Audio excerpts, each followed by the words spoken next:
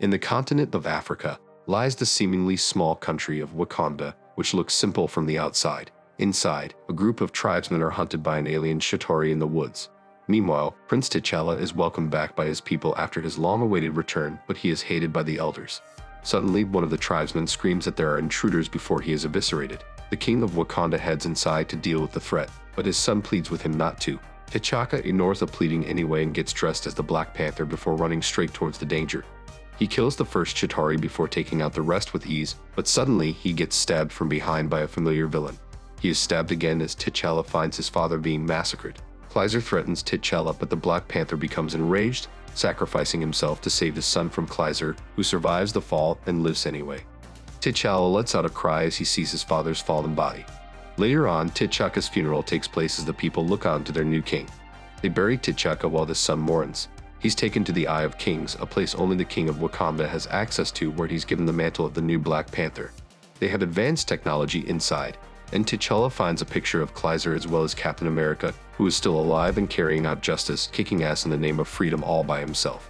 He gets flashbacks while fighting and gets shot as he is being reckless. He stops an armored truck before help finally arrives and they arrest everyone. Black Widow warns against his recklessness as he is shot, but he doesn't listen to her. Later on, Cap is confronted by Nick Fury after Black Widow snitched on him.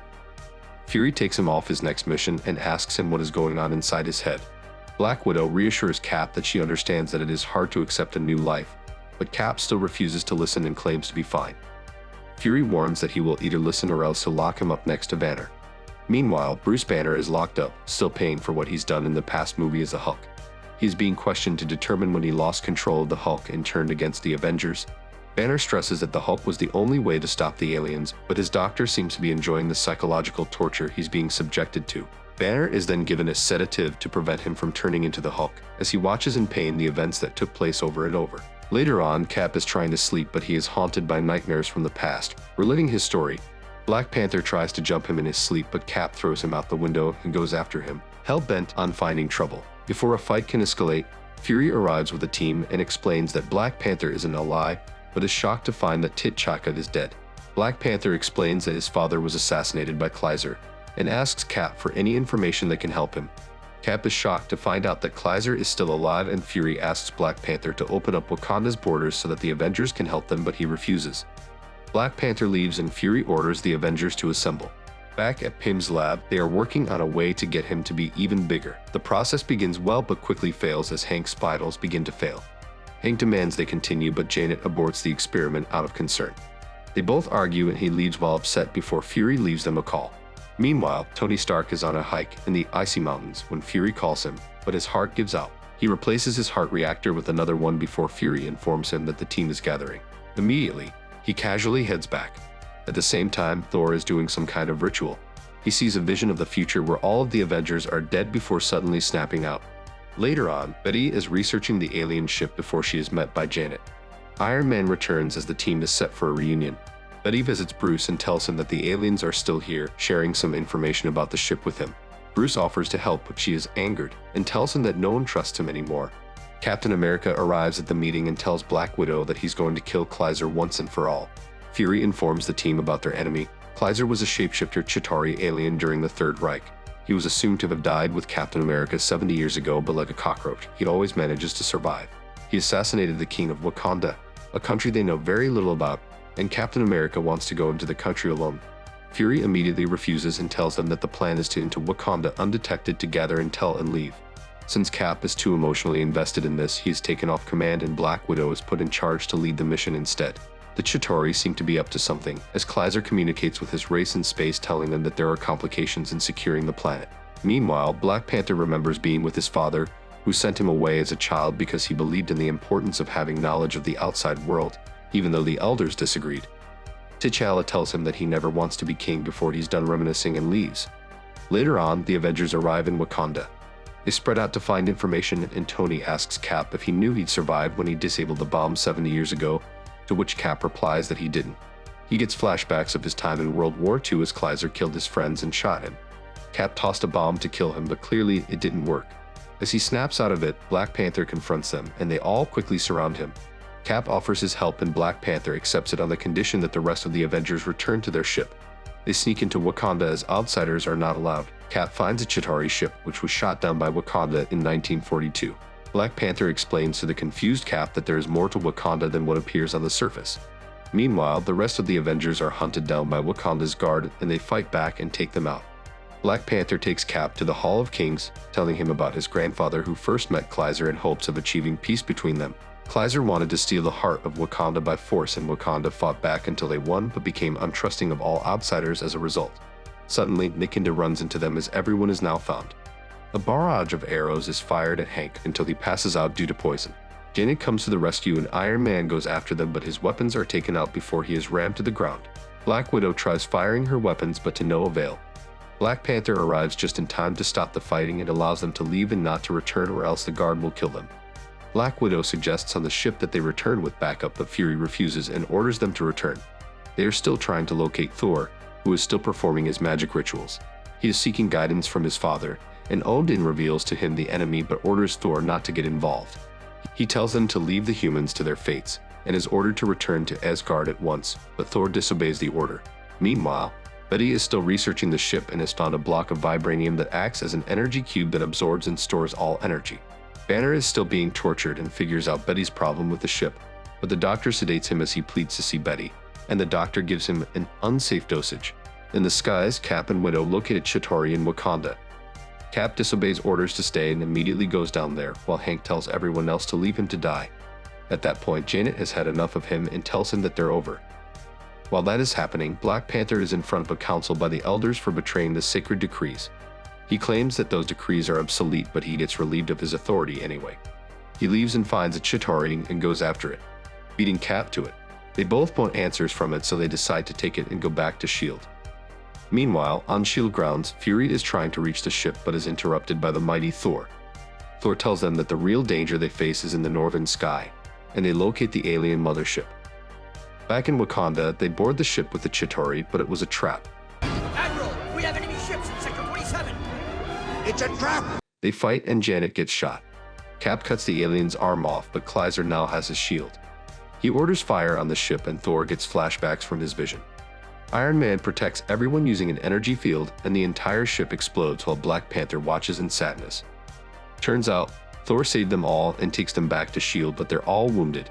The ship begins spreading an energy field over the planet, and shortly the entire world is covered. At Stark Tower, Jarvis goes to an underground base while the world is going down in mayhem. Iron Man takes off his destroyed armor and picks out a new suit. They decide that they will need heavy equipment for this battle and pick out the War Machine, which is equipped with some heavy artillery. Meanwhile, Betty visits Bruce, who is still out of it. He tells her that the Hulk shattered the brittle areas of the ship due to the gamma rays he emits. He wants to go out to assist her in experimenting, but she reminds him that Fury doesn't trust him.